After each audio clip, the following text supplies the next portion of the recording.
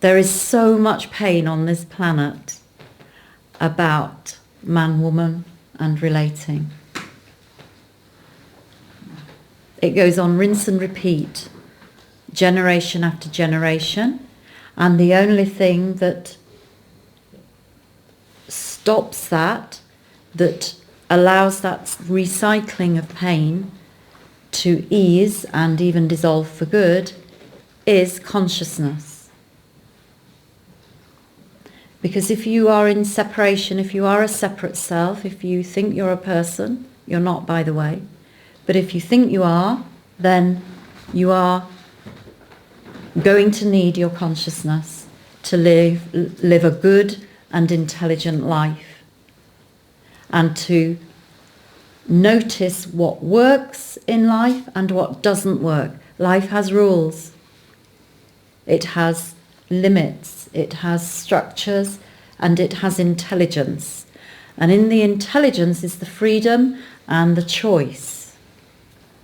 And so the openings that happen in circles allow new insights, fresh possibilities, new neurology, literally. And the healing and nourishment starts to ripple out into your everyday existence. And I don't pretend that's not frightening. Change is frightening to the personality. The personality wants the status quo predictable. But there's loads of curiosity in this circle, which is a good quality to have, to bring here.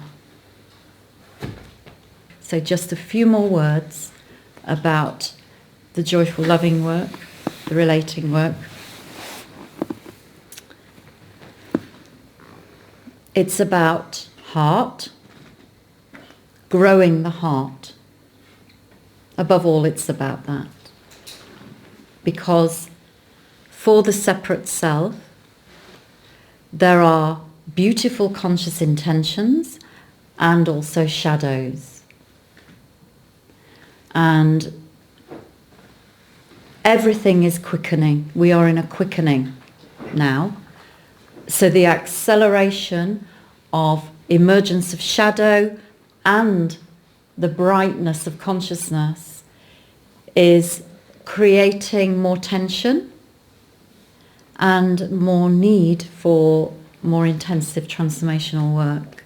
Things are happening much more quickly. The mirrors come much more quickly for most. And the key to opening to all that we are, rather than denying shadow, rather than denying that we are a man in his fullness, that we are a woman in her fullness, which includes everything there is in nature, dark and light, ugliness and beauty, chaos and structure. The only way to hold all of that safely in your life, safely in your relationships, respectfully in your relationships, is to grow the heart. And we grow the heart through being willing to own everything and feel the pain that is ours and not put it out in blame.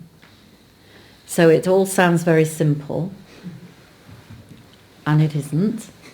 It's simple but not necessarily easy. But this circle is a very safe holding for anything you might be feeling or experiencing.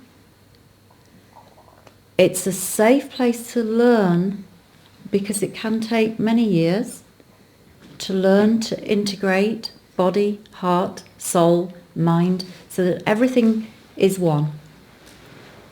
No tensions and conflicts going on that create mixed results in life, in the life we choose. Here you have an anchor. You can just look somebody in the eye and instantly see your own humanity reflected back at you. That's an anchor. If you're feeling a bit wobbly or knackered, look in somebody's eyes. Find somebody who can hold eye contact for that moment.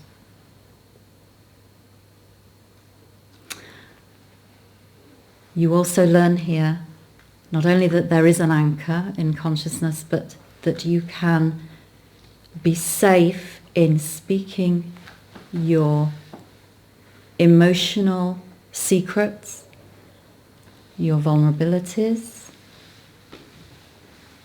You can speak of those things you don't even understand yet. You learn that you can relate with witnessing, that you can dare to show up to situations and other people when you're called to.